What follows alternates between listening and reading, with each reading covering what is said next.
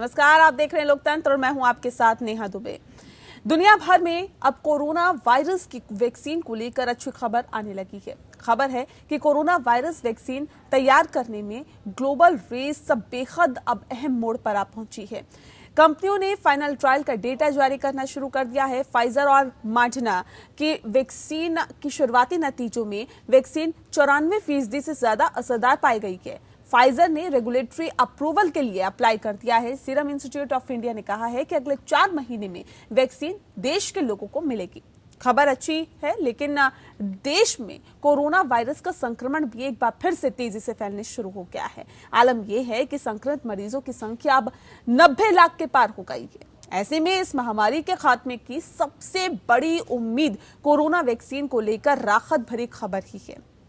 उम्मीद की जा रही है कि अगले 3 से 4 महीने में कोरोना का वैक्सीन अब भारत को मिल जाएगी। दरअसल इसी कड़ी में कोरोना से बचाव के लिए भारत बायोटेक और भारतीय चिकित्सा अनुसंधान परिषद की कोवैक्सीन के तीसरे चरण का परीक्षण आज से शुरू हो गया है, जिसमें हरियाणा के गृह मंत्री और स्वास्थ्य मंत्री अनिल विज ने कोवैक्सीन परीक्षण में खुद पर टीका लगवाया है। उधर वैक्सीन बनाने वाली company serum institute of India के सीईओ अदार पूनावाला ने कहा है कि स्वास्थ्य कर्मियों और बुजुर्गों के लिए ऑक्सफोर्ड की वैक्सीन कोविशील्ड जो है वो अगले साल फरवरी 2021 तक आ जाएगी।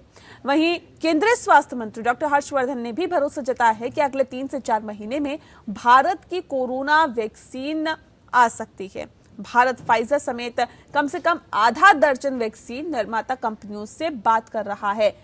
कौन सी वैक्सीन है और ट्रायल में कहां तक पहुंची है, कब तक लॉन्च होने की उम्मीद है, कीमत क्या होगी और बाकी चुनौतियां क्या कुछ है, लोकतंत्र में आज हम बात करेंगे इसी विषय पर। लेकिन उससे पहले आपको दिखाते हैं ये रिपोर्ट।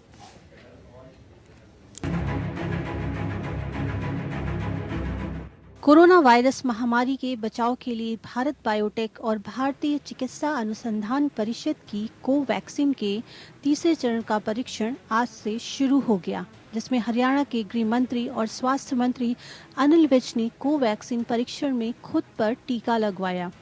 अनिल विज ने पहले वॉलंटियर के तौर पर टीका लगवाया। ये वैक्सीन पीजीआई रोहतक और स्वास्थ्य विभाग के डॉक्टरों की एक विशेषज्ञ टीम की देखरेख में सिविल अस्पताल अंबाला कैंट में शुक्रवार को लगाया गया। कि हिंदुस्तान की एक कंपनी भारत बायोटेक ने वैक्सीन का निर्माण किया है उस बीमारी के लिए जिससे आज सारा विश्व ग्रसित है। इसके 2 फेज सफलतापूर्वक पहले पूरे किए जा चुके हैं। तीसरा फेज इसका आज आरंभ हो रहा है, जिसमें 25,800 लोगों पर इसका ट्रायल किया जाएगा। मैंने अपने आप को इसके लिए ऑफर किया है कि आप सबसे पहले परीक्षण मेरे ऊपर करिए, ताकि लोग निर्भीक होकर बिना किसी डर के इसके लिए लोग आगे आ सकें और अपना परीक्षण करवाएं। उधर वैक्सीन बनाने वाली company serum institute of India के सीईओ अदार पूनावाला ने कहा है कि स्वास्थ्य कर्मियों और बुजुर्गों के लिए ऑक्सफोर्ड की वैक्सीन कोविशील्ड अगले साल फरवरी 2021 तक आ जाएगी। उन्होंने उम्मीद जताते हुए कहा कि आम लोगों के लिए यह वैक्सीन अप्रैल तक उपलब्ध होनी चाहिए। एक कार्यक्रम के दौरान सीरम इंस्टीट्यूट ऑफ इंडिया के मुख्य कार्यकारी अधिकारी अदार पूनावाला ने कहा कि आम जनता को 2 खुराक की कीमत अधिकतम 1,000 रुपये देनी होगी, लेकिन ये टेस्ट के अंतिम नतीजों और नियामक की मंजूरी पर निर्भर करेगा। अदार पूनावाला ने कहा कि भारत में हर व्यक्ति को टीका लगने में 2 या 3 साल लग जाएंगे। यह केवल सप्लाई में कमी के कारण नहीं, बल्कि इसलिए भी है क्योंकि इसके लिए बजट, टीका, साजो सामान, बुनियादी ढांचे की जरूरत है। इधर केंद्रीय स्वास्थ्य मंत्री डॉक्टर हर्षवर्धन ने भी भरोसा जताया है कि अगले 3-4 महीनों में भारत की कोरोना वैक्सीन आ सकती है। हर्षवर्धन के मुताबिक केंद्र सरकार अभी भी कोरोना टीकाकरण की तैयारी में जुट गई है और राज्यों से आंकड़े लेने का काम भी शुरू हो गया है। पहले चरण में स्वास्थ्य कर्मियों और 65 साल से ज्यादा उम्र के लोगों को वैक्सीन दिए जाने की योजना है। केंद्रीय स्वास्थ्य मंत्री डॉक्टर हर्षवर्धन ने कहा है कि भारत में वैक्सीन का डिस्ट्रीब्यूशन वैज्ञानिक तरीके से किया जाएगा। उन्होंने ये भी कहा कि हमारे देश की आबादी 135 करोड़ है। इतनी बड़ी आबादी के लिए इतनी बड़ी मात्रा में वैक्सीन की खुराकें उपलब्ध कराना आसान नहीं है। जुलाई से अगस्त 2021 तक हमारे पास 400 से 500 मिलियन वैक्सीन की खुराकें उपलब्ध होंगी। तो वहीं एम्स के डायरेक्टर डॉक्टर रणदीप गुलेरिया ने भी जनवरी 2021 में वैक्सीन आने की उम्मीद जताई है। साथ ही कहा है कि 1.5 साल में दुनिया को कोरोना से निजात मिल सकती है। दरअसल कोरोना की वैक्सीन कब तक आएगी, यह एक ऐसा सवाल है जो 2020 में अमूमन हर किसी की जुबान पर है। विश्व स्वास्थ्य संगठन की माने तो दुनिया भर में भारत समेत 170 से ज्यादा जगहों पर वैक्सीन तैयार करने की कोशिश चल रही है। इन 170 में से 138 जगहों पर वैक्सीन अभी प्री क्लिनिकल फेज में है। कुछ जगहों पर वैक्सीन क्लिनिकल ट्रायल के फेज में पहुंच गई है। 25 वैक्सीन ऐसी है जो फेज 1 ट्रायल में है, तो 15 वैक्सीन फेज 2 के ट्रायल में है। 7 जगह ऐसी है जहां वैक्सीन ट्रायल के अंतिम चरण में है। Bureau report.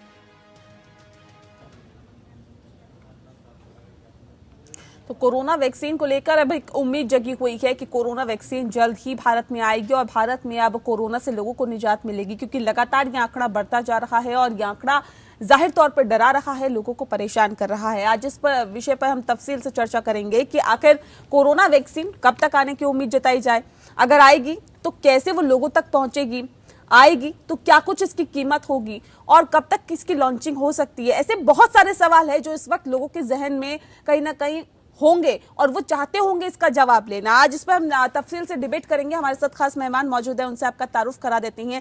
डॉक्टर विनय अग्रवाल जी हमारे साथ है, पूर्व अध्यक्ष आईएमए के। डॉक्टर विनय, बहुत स्वागत है आपका। डॉक्टर डीआर राय साहब हमारे साथ जुड़ गए हैं, पूर्व उपाध्यक्ष है आईएमए के। डॉक्टर डीआर राय साहब, आपका भी बहुत स्वागत है। और डॉक्टर असद खन्ना जी हमारे साथ जुड़ गए हैं, जो कि सीनियर कार्डियोलॉजिस्ट हैं, यशोदा हॉस्पिटल से सीधे हमारे साथ जुड़े हैं। बहुत स्वागत है डॉक्टर असद आपका। इस खास कार्यक्रम की हम शुरुआत डॉक्टर विनय अग्रवाल के साथ करते हैं। डॉक्टर विनय, सवाल इस बात को लेकर है सर, क्योंकि लोगों के जहन में यही है, क्योंकि अब 90 लाख के पार कोरोना संक्रमित मरीजों का आंकड़ा पहुंचना, आप समझ सकते हैं कितना बड़ा आंकड़ा है। और अब लोगों के जहन में यही है कि दिवाली निकल गई, तमाम त्योहार निकल गए और अब आने वाले वक्त में हो सकता है कि कोरोना के केसेस और ज्यादा बढ़े। लेकिन कोरोना वैक्सीन कब आएगी, कब लोगों को इससे निजात मिलेगी, क्या आपका कहना है इस पर?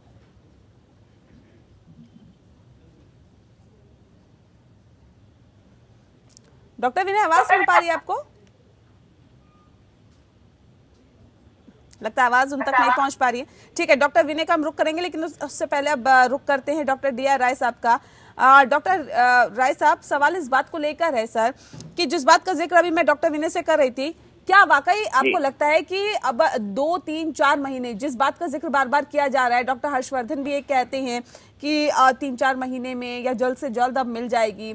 अनिल विज ने अपने ऊपर ही टीका लगवाकर इसका परीक्षण करवाया, लेकिन क्या वाकई आपको लगता है कि 3-4 महीने के अंदर इस समस्या का समाधान हो जाएगा, जो कि हम पिछले तकरीबन 7 से 8 महीने से झेलते हुए आ रहे हैं?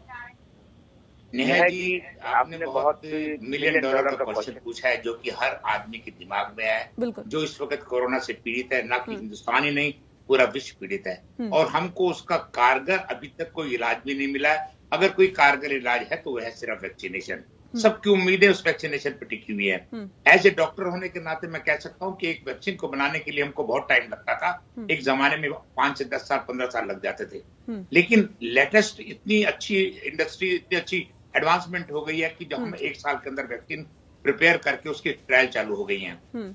जैसे कि अभी आपके मीडिया से पता, मैं तो पहले भी जानता हूं, जो अभी आपने कहा कि 17 कंट्री ऐसी हैं जहां पे वैक्सीनेशन तैयार हो रही है और 12 ऐसी हैं जो कि सेकंड स्टेज में आ गई हैं और 5 वैक्सीन है जो कि उसके अंदर आ गई हैं। लेकिन एक ऑक्सफोर्ड वैक्सीन को छोड़ के, फाइजर वैक्सीन को छोड़ के, मेडरोना वैक्सीन को छोड़ के अभी हमको 2, 3, 4 चीजें ऐसी हैं जो एज ए डॉक्टर होने के नाते और एज ए जनरल पब्लिक होने के नाते हमको जानना बहुत जरूरी है। बिल्कुल। हमारी जो ऑक्सफोर्ड वैक्सीन है उसके ट्रायल बुजुर्गों, यंगर के ऊपर भी किया, मिडिल एज के ऊपर भी किया और बुजुर्गों पर भी किया। हाँ। ये बहुत अच्छी बात है और बड़े ही कहना चाहिए बड़े अच्छे रिजल्ट उनको मिले, बड़े शांति प्रिय के उनकी 94 तक % रही। लेकिन उसी जगह पर जो हमारी फाइजर की वैक्सीन है, उन्होंने कहा कि वो 94% हमारी सक्सेसफुल है, लेकिन अभी कहीं पर नहीं लिखा कि ये वैक्सीन हम 50 से 70 साल वालों को किस लेवल पे करेगी, उनको इम्यूनिटी को बढ़ाएगी, टी सेल को बनाएगी, उसके बाद इन्फेक्शन को खत्म करेगी, ये नहीं पता। वरना उनका भी सक्सेस रेट अच्छा आ गया है, लेकिन वैक्सीन को बना के मार्केट के अंदर लाने में अभी इसके अंदर बहुत लीफ एंड बर्ड्स लगे हुए हैं। मैं चाहता हूं कि मेरी सोच गलत निकले। हम चाहते हैं कि देश के अंदर, जैसे कि आप लोग, जैसे कि हमारे स्वास्थ्य मंत्री भी कह रहे हैं और WHO वाले लोग भी कह रहे हैं कि फरवरी के एंड तक वैक्सीन आ जाए। मैं ईश्वर से प्रार्थना करता हूं आ जाए, लेकिन वैक्सीन एक देश, हमारे हिंदुस्तान के अंदर 135 करोड़ जनता के लिए कितनी डोज की जरूरत पड़ेगी? सबसे पहले वॉरियर्स को दिया जाएगा, उसकी स्टोरेज के लिए, उसके बजटिंग के लिए, उसके कोल्ड चेन के लिए। तो अभी बहुत से, और सबसे बड़ा आएगा कि वो वैक्सीन की इम्यूनिटी हमें कितने दिन तक रहती है और वो कितनी कारगर होगी। ये जब तक कि दोनों तीनों वैक्सीन और हमको न बताएं, हमारा अभी cross, we are keeping our fingers cross for that one until unless it is not clear by them कि it is very very important for the beneficiary। दरअसल बात आज हो रही है कोरोना वैक्सीन की, क्योंकि कोरोना वैक्सीन की कितनी जरूरत है भारत में, और भारत की जनसंख्या के हिसाब से कोरोना वैक्सीन कितनी तादाद में चाहिए, कब तक कोरोना वैक्सीन आएगी और कितने इफेक्टिव होगी, इसकी हम लगातार चर्चा कर रहे हैं। खास मेहमान हमारे साथ मौजूद है। एक सवाल यहाँ पर डॉक्टर असद खन्ना आपसे है मेरा, जिस बात का जिक्र अभी राय साहब कर रहे थे, इनका कहना है कि ऑक्सफोर्ड की बात करें, फाइजर की बात करें, मॉडर्ना की बात करें, ऑक्सफोर्ड की तरफ से तो ये कहा गया है, क्योंकि अगर हम सीरम इंस्टीट्यूट ऑफ इंडिया के CEO की बात करें आदार पूनावाला, उनका साफ तौर पे कहना है कि जो ये वैक्सीन है इसका बुजुर्गों पर भी ट्रायल हुआ, युवाओं पर भी हुआ, सभी पर हुआ, और ये इफेक्टिव है, बहुत ज्यादा इफेक्टिव ये नजर आ रही है। लेकिन बात अगर फाइजर और मॉडर्ना की करें तो क्या इन पर विश्वास किया जा सकता है क्या? देखिए, एक जो कि विश्वास वाली की ट्रायल रिजल्ट्स क्या हैं, these are such companies that their data is never falsified and ऐसा नहीं होता कि ये लोग हमें रखते हैं। they are big companies that they cannot afford to, and this is such a sensitive topic कि गलत डेटा तो निकाला है, डेटा का निचोड़ निकालना और उसके एनालिसिस करना बाकी है। दूसरी चीज ये कि हाउ इजी और how difficult it be to use those vaccine, जैसे कि फाइजर की जो वैक्सीन है स्टोरेज का एक बहुत मेजर इशू है कि इट इज स्टोर्ड -70 डिग्री। मैं डिस्कस करता कुछ cold storage and warehousing people से, they said that it is impossible, this is a practical aspect, it is possible that Pfizer vaccine can be safely procured, stored, distributed and inoculated, the general population can be inoculated with Pfizer vaccine, because उसका -70 का जो requirement है, that is nearly impossible in a tropical country like India। ये जो हमारी Oxford वाली है, ये storage are much higher and their shelf life is also much longer, and maybe that is why the candidate vaccine was chosen by institute। बाकी Sputnik वाली जो Russian vaccine है वो डॉक्टर रेड्डीज ने उसके साथ टाई अप है, and that has already reached India, and India में उसके ट्रायल हुए हैं volunteers पे, that has also been found to be successful। These are the candidate vaccines which are leading। So India में अगर सिर्फ इंडिया करते हैं तो ऑक्सफोर्ड वाली वैक्सीन जो सिर्फ के साथ की है, और स्पुतनिक रशियन जो रेड्डीज के करके साथ, these are the two best things जो मैं सोचता हूँ कि इंडिया में इनके results are and we have to go by those। ठीक है। एक सवाल इस बात को लेकर है डॉक्टर विनय अग्रवाल, क्योंकि जो हालात और जो स्थितियां फिलहाल बनी हुई है, क्योंकि 90 लाख के पार ये आंकड़ा पहुंच गया है, और जाहिर तौर पे बहुत महत्वपूर्ण इस वक्त हो जाता है कि अगर कोरोना वैक्सीन आती है तो लोगों को बहुत राहत मिलेगी। किस तरह से लोगों ने त्योहार मनाया, एक 2 गज की दूरी, जिस बात का जिक्र बार बार प्रधानमंत्री करते हैं, उसको मेंटेन करके रखना, मास्क का लगातार इस्तेमाल करते रहना, और जो प्रिकॉशंस या जो गाइडलाइंस सरकार की तरफ से दी गई है उसका पालन करना। जाहिर तौर पर कुछ लोग ऐसे भी थे जिन्होंने नहीं किया, लेकिन लगातार लोग इसका पालन कर रहे हैं। और लेकिन अब जो सवाल है वो यही है कि वैक्सीन अगर आएगी तो कैसी उसकी रूपरेखा होगी।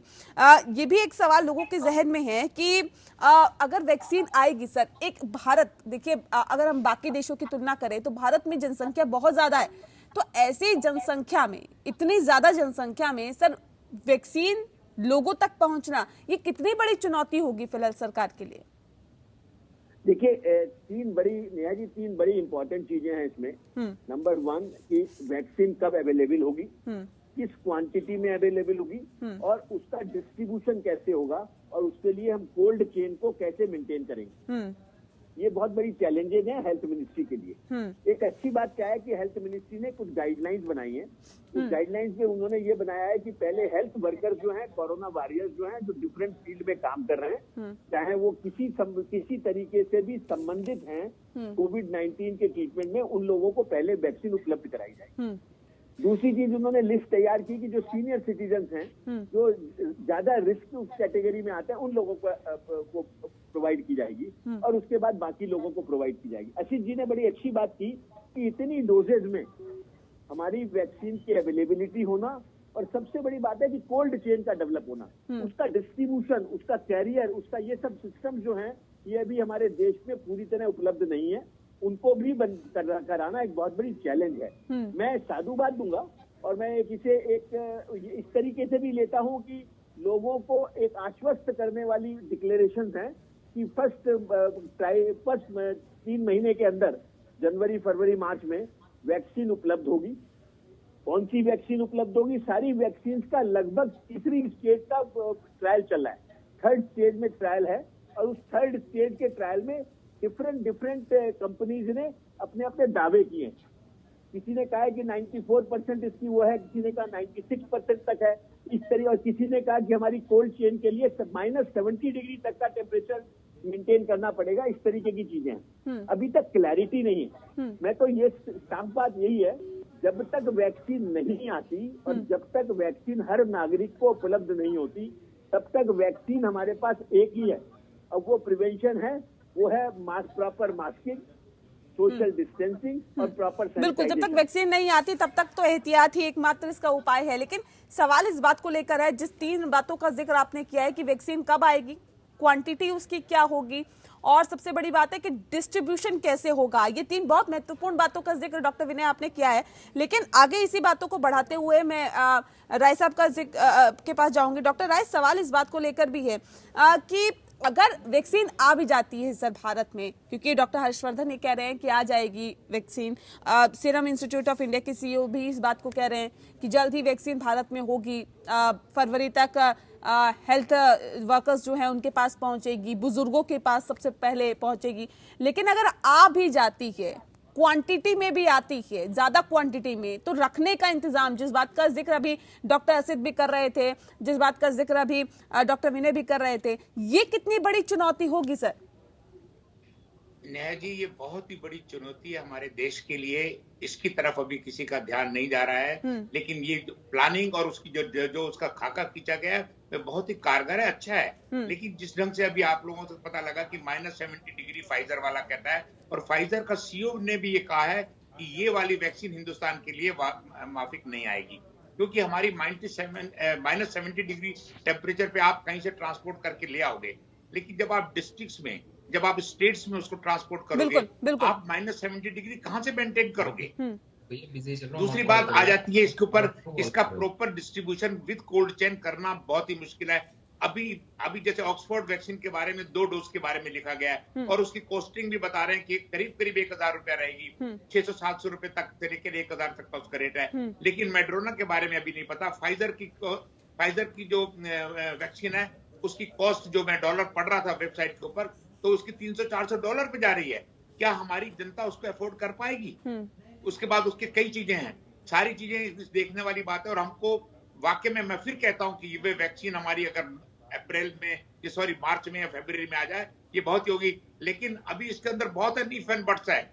किसी ने भी हमको गारंटी से नहीं कहा है कि ये वैक्सीन, हमारी वैक्सीन सिंगल, सिवाय ऑक्सफोर्ड के, किसी 1 डोज की है, और 1 डोज वाली वैक्सीन हमको 80% 90% इतनी इम्यूनिटी दे रही है। तो ऐसे जिस बात का जिक्र हम लगातार अभी कर रहे हैं, जिस मुद्दे को आपने उठाया और ये कहा कि -75 डिग्री टेम्परेचर में इस कोरोना वैक्सीन को रखा जाएगा, सर इसके लिए इंतजामात किस तरह के होने चाहिए, जिसको लेकर सरकार भी सतर्क रहे, ताकि हर डिस्ट्रिक्ट, हर जिले तक, हर गांव तक, हर व्यक्ति तक इस वैक्सीन को पहुंचाया जा सके?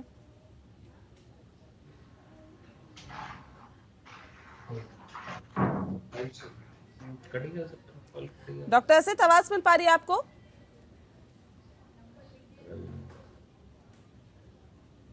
चलिए, लगता है आवाज उन तक नहीं पहुंच पा रही है। यही सवाल मेरा डॉक्टर विनय अग्रवाल जी से है। देखिए नेहा जी, जहाँ तक टेम्परेचर को मेंटेन करने वाली बात है, हम अपने देश में अभी सक्षम इसलिए नहीं है क्योंकि हमारे यहाँ ये भी वो पूरा नहीं है कि हमारे हर प्रांत में, हर गांव में इलेक्ट्रिसिटी पूरी है ताकि हम फ्रीजर को मेंटेन कर सकें। वो एक बहुत बड़ी चीज है कि -70 टेम्परेचर हमको जो वैक्सीन को एक जगह से दूसरे जगह पहुंचाने में जरूरत है, वो किस तरीके से पहुंचाएंगे, अभी हमने इस पे बहुत बड़ा तबसरा नहीं किया है। अभी तो हम इसी बात पे कर रहे हैं कि हमें वैक्सीन मिलने वाली है, वैक्सीन आएगी और हम इन कैटेगरीज को देंगे। मुझे लगता है कि लेकिन सर प्लानिंग तो उसके लिए योजना तो पहले से तैयार की जाती है ना, योजनाबद्ध तरीके से ही आप चरणबद्ध तरीके से ही आगे बढ़ते हैं ना। सरकार अगर ये कोशिश कर रही है कि जो कोरोना की वैक्सीन है वो भारत में आए, लेकिन भारत में वो कैसे टिके और कैसे लोगों तक पहुंचे, इसकी भी तो प्लानिंग पहले ही करनी होगी ना सर। नेहा जी, मैं इसी बात को कह रहा हूँ कि अगर हमें ऐसी कोई वैक्सीन मिलती है जिसमें कि हमें टेम्परेचर वगैरह मेंटेन करना पॉसिबल नहीं है, तो शायद वो वैक्सीन हमारे देश के लिए उचित नहीं होगी। हमको वही वैक्सीन चाहिए जो कि हम मेंटेन कर सके, लगा सके, इजीली लगा सके, अफोर्डेबल हो, उसकी कॉस्ट भी अफोर्डेबल हो। और इस सब चीजों को देखते हुए अभी खैर मैं ये कहूंगा कि अच्छी बात है, आश्वस्त है कि ये सब सारी कंपनी का ये कहना है, चाहे वो रशिया की वैक्सीन स्पुतनिक हो या बाकी वैक्सीन हो, सबका ये कहना है कि फर्स्ट 3 महीने के अंदर अंदर या अप्रैल तक वैक्सीन अवेलेबल हो जाएगी।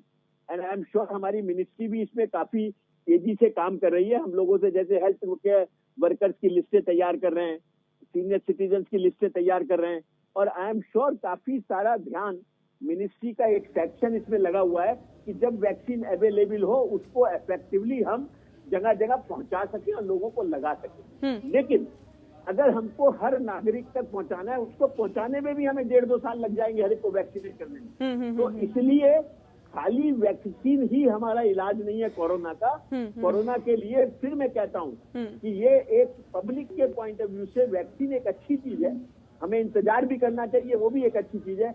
लेकिन कहीं वैक्सीन के नाम पे और वैक्सीन के आश्वासन के बाद हमको ध्यान अपनी तरफ से प्रिकॉशंस और प्रिवेंशन से नहीं हटाना चाहिए।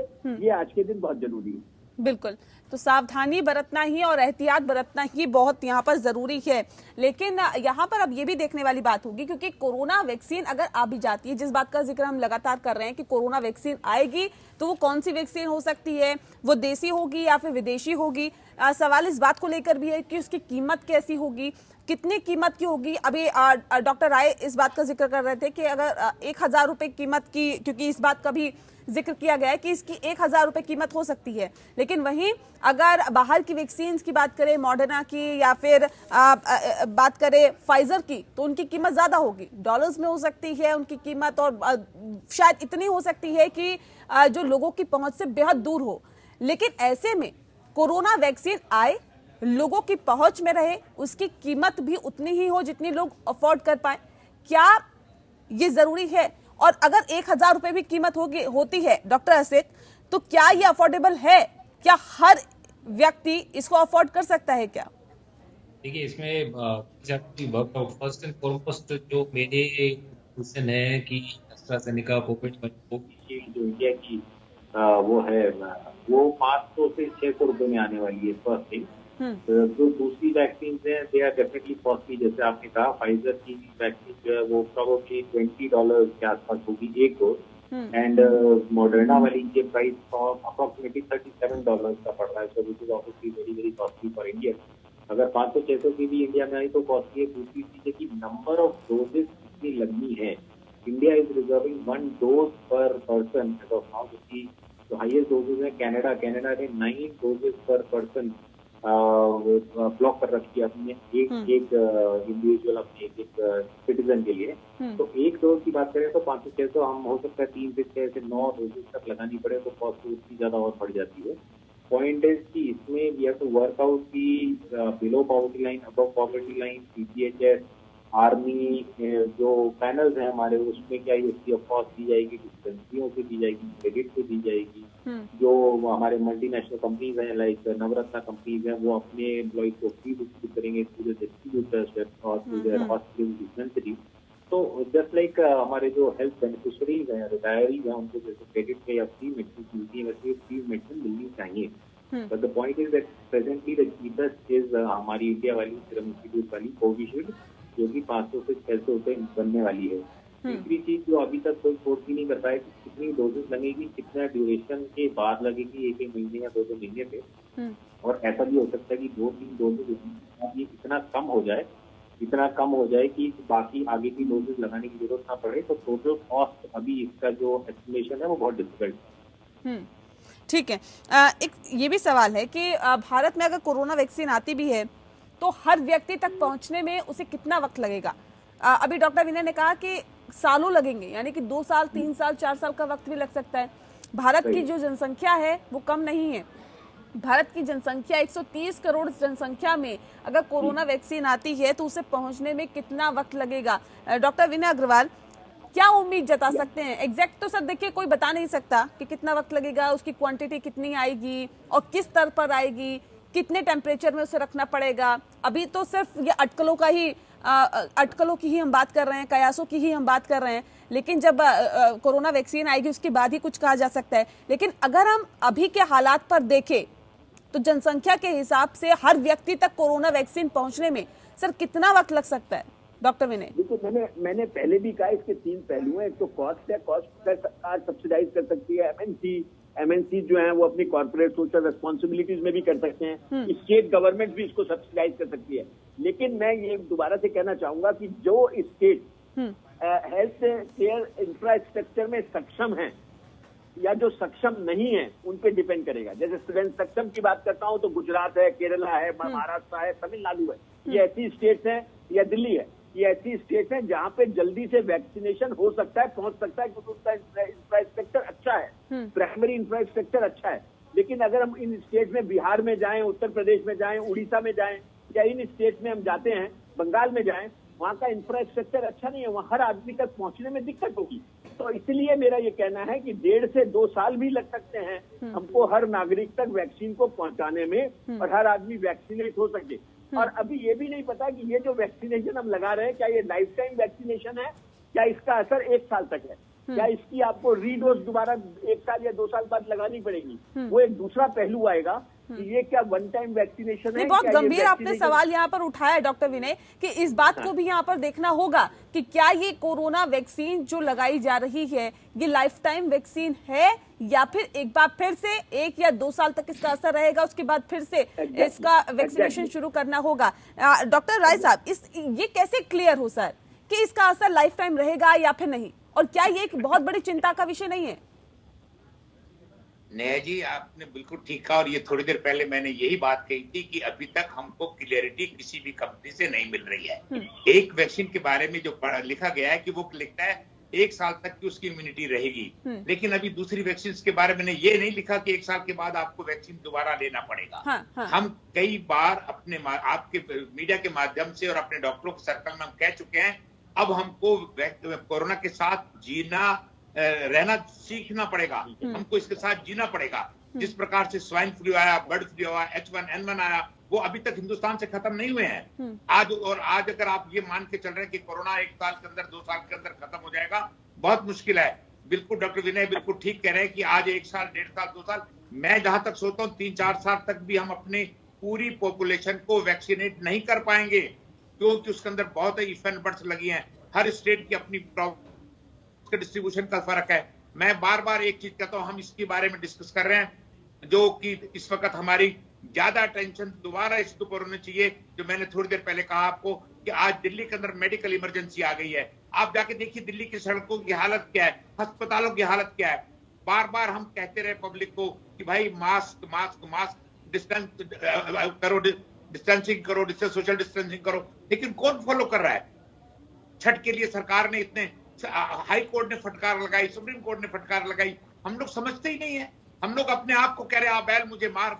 अब इस प्रकार से देश को अब हम किस प्रकार से संभालेंगे? हाँ। आज अस्पताल में चले जाओ तो बेड नहीं मिलता है। बिल्कुल। और मैं बार बार एक चीज कह रहा हूँ, बड़ी सुनने वाली बात है, मैं कहता हूँ हर एक के लिए ए mask is better than ventilator, A mask is better than ventilator, A home is better than ICU, and prevention is better than cure. My dear friend, it is not the curfew given by the government or by the doctors.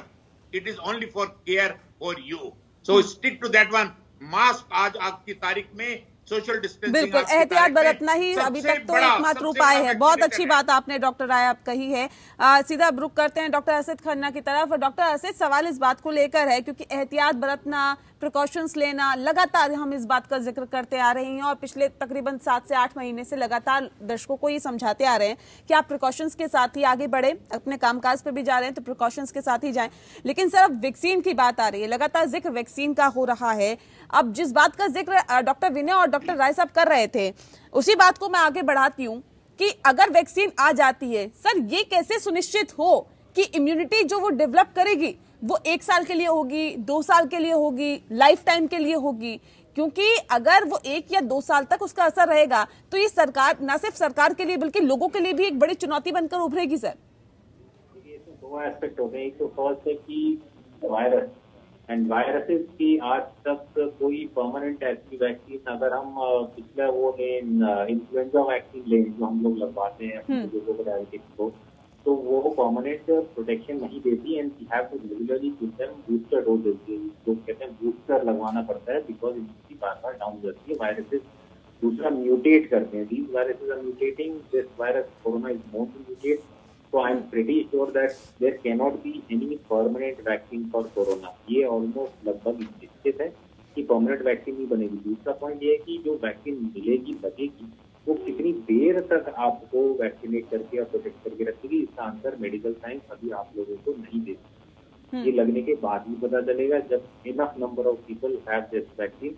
Then we can conduct the studies and 5 साल vaccine ने आपको cover किया है, 4 साल किया, 3 साल किया, but be very careful. इसकी प्रोटेक्शन जो इंडिकेशन है लंबा नहीं होने वाला, जल्दी ही हमें बूस्टर डोजेज लगवाने पड़ेंगे। तीसरी चीज आती है कि यहाँ पे हर्ड इम्यूनिटी लागू हो जाती है। हर्ड इम्यूनिटी इज नॉट कि आपने पॉपुलेशन को खुला छोड़ दिया, जैसे स्वीडिश मॉडल है, इन्होंने कुछ भी नहीं किया, खुला पॉपुलेशन छोड़ दी कि अपने आप हर्ड इम्यूनिटी आएगी। हर्ड इम्यूनिटी ऐसे नहीं आती। हर्ड इम्यूनिटी के लिए आपको एक स्पेसिफिक नंबर ऑफ पीपल को वैक्सीनेट करना पड़ेगा।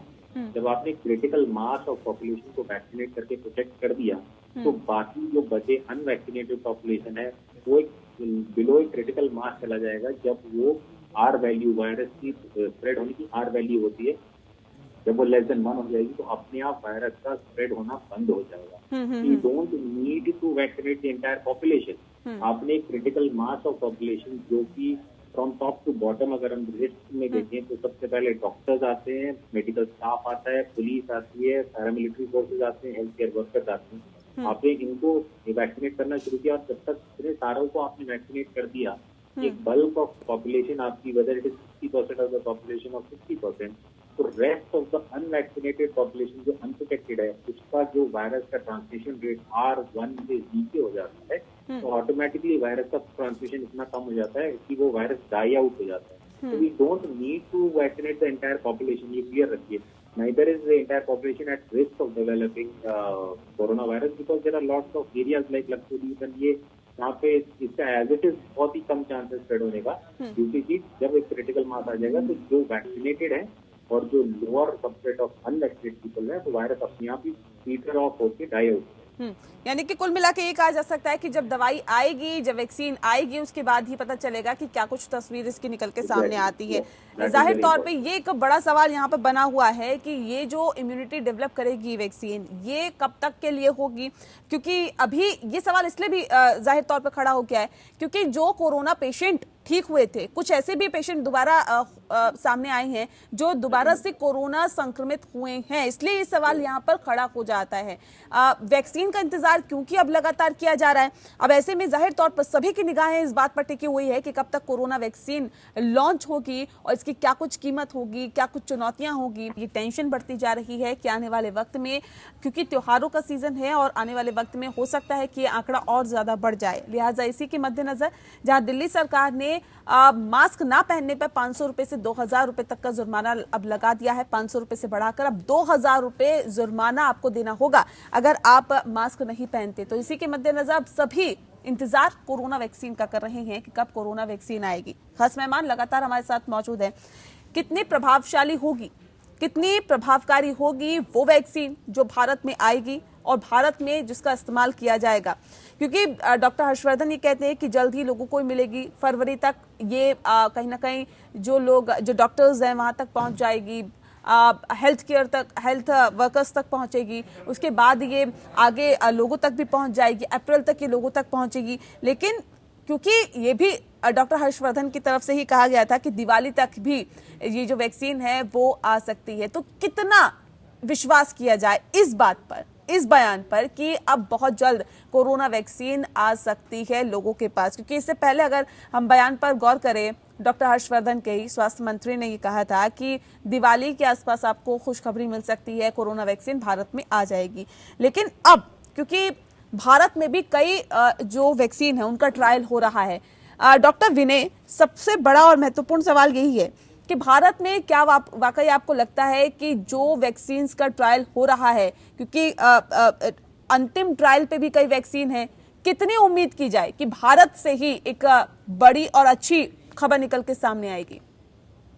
देखिए, मैं तो बहुत आश्वस्त हूँ कि अगर हमारे देश के वैज्ञानिक और हमारे देश के scientific institution, research institution vaccine बना रहे हैं तो हमको उन पर विश्वास करना चाहिए। और जहां ICMR इन्वॉल्व है, all India institute of medical sciences involve है और बाकी ऑर्गेनाइजेशन इन्वॉल्व है, वो जो वैक्सीन डेवलप करेंगे वो हमारे देश के जो सिचुएशंस हैं उस सिचुएशन को देखते हुए देखा जाएगा। आपने एक सवाल अभी और पूछा कि जो भी वैक्सीन है वो कितनी कारगर होगी और कितने समय तक चलेगी, ये दो बड़े इंपॉर्टेंट सवाल हैं। अभी तक जितने भी क्लेम आ रहे हैं वो कमर्शियल क्लेम है। कंपनीज खुद बता रही हैं कि 94% हमारी वैक्सीन की एफिकेसी है, कोई कहता है 96% एफिकेसी है, बट मैं उनको कमर्शियल क्लेम्स कहूंगा।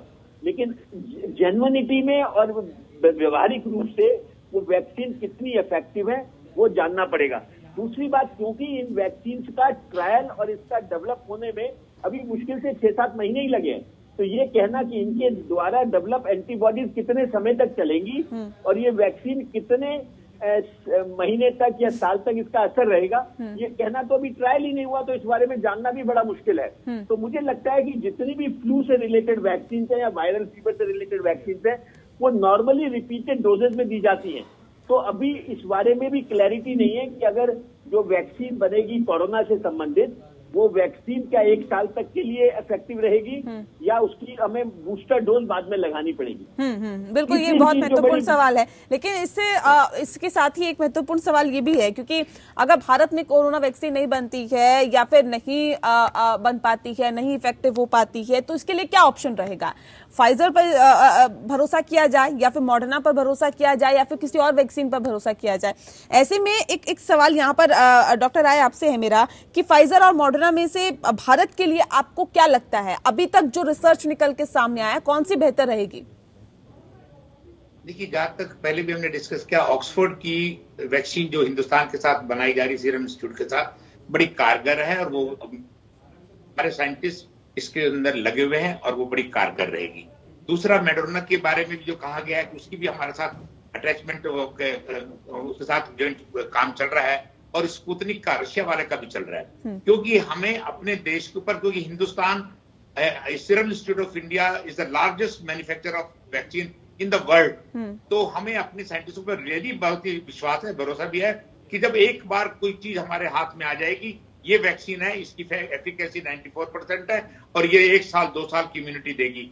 अभी ये जब आ जाएगा तो हमें कोई दिक्कत नहीं, हो सकता है 2-4 महीने और लेट हो जाए, लेकिन हो जाएगा। लेकिन सबसे बड़ी बात है, अभी इस ट्रायल के बाद हमने देखा नहीं कि इम्यूनिटी कितने दिन तक रह रही है, वो सबसे बड़ी दिक्कत की बात है। बिल्कुल बिल्कुल, ये बहुत महत्वपूर्ण सवाल है जिस पर हम लगातार कर भी रहे हैं और करते भी रहे हैं। लेकिन एक सवाल यहाँ पर डॉक्टर असद खन्ना आपसे भी है मेरा कि कोई भी देश सर वैक्सीन बना ले, लेकिन भारत की उसमें कितनी बड़ी और अहम भूमिका रहेगी?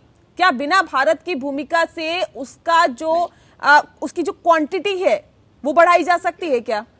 बिल्कुल जी, I was reading the interview of Poonawala and जैसे डॉक्टर राय ने कहा कि serum institute of India is the largest vaccine producer in the world, तो आप ये समझ लीजिए कि बिना सीरम इंस्टीट्यूट ऑफ इंडिया के वर्ल्ड का एज अ मेजर प्लेयर हुए कोरोना वैक्सीन का बहुत ज्यादा काम वर्ल्ड में नहीं हो पाएगा। तो Poonawalla has already dedicated 2 facilities of his company to exclusively produce corona vaccine. दूसरा एडवांटेज हमारे पास ये है कि we have two alternatives in our hand. One is the Reddy's वाली Sputnik 5 है. Reddy has already bought it in India and Indian population के और volunteers पे टेस्ट हो चुकी, तो ऐसा कुछ भी नहीं है कि इंडिया में फेल हो जाएगी और अगर एक फेल हो गया तो दूसरी नहीं आएगी. There is no chance that Poonawala serum institute वाली वैक्सीन फेल हो जाएगी. But in the rare circumstance कि वो पूरी ना बढ़े या कम इफेक्टिव हो, then we have the option of Sputnik 5, which is as it is by a friendly nation, that is Russia. The important thing is that the entire world is looking towards India for selling and distributing the vaccine to the rest of the world. Poonawala ने खुद बोला है कि by December end he will be providing 100 million doses for exclusively for Indians. They have refused many requests from countries, neighboring countries and Christian countries to provide orders or honor orders from them for their vaccines. They said first we will provide our Indian population with the vaccine. Once it is over, then they will be starting to take orders because they will not be able to honor those orders. That means demand ज़्यादा है. The entire world is looking towards India and Indian companies to provide vaccines, which is a big point of pride for all of us. बिल्कुल. Serum institute of India की तरफ से भी आश्वस्त किया गया है और लगातार सरकार की तरफ से भी आश्वस्त किया जा रहा है और हम भी कहीं ना कहीं जनता को ये भरोसा दिलाना चाहते हैं कि इंतजार करिए और पूरी तरह से आप एहतियात बरतिए. अगर कोरोना को अपने आप से दूर रखना है तो जाहिर तौर पर एहतियात ही अभी तक एकमात्र यहाँ पर उपाय नजर आ रहा है. बहरहाल बहुत शुक्रिया आप सभी मेहमानों का हमारे साथ इस खास चर्चा में शामिल होने के लिए. तो आज हमने बात कोरोना वैक्सीन की. दरअसल कोरोना वैक्सीन कब तक आएगी, क्या कुछ चुनौतियां होगी, अगर आ भी गई तो उसे कैसे रखा जाएगा, कैसे आम लोगों तक पहुंचेगी और कब तक पहुंचने की उम्मीद है, इन्हीं तमाम विषयों पर आज हमने बातचीत की. लेकिन सबसे महत्वपूर्ण यहाँ पर यही हो जाता है कि क्या आप मास्क लगा के रखते हैं, क्या आप हैंड सैनिटाइजर का इस्तेमाल करते हैं या फिर आप वो तमाम गाइडलाइंस का पालन कर रहे हैं जो कि सरकार की तरफ से जारी की गई है. अब आपको यहाँ ये समझने की जरूरत है कि उन गाइडलाइंस का पालन करना कितना ज्यादा यहाँ पर महत्वपूर्ण हो जाता है तब जबकि 90 लाख के पार यह आंकड़ा पहुंच गया है. समझिए और एहतियात बरतिए. बहरहाल लोकतंत्र में इतना ही. नमस्कार.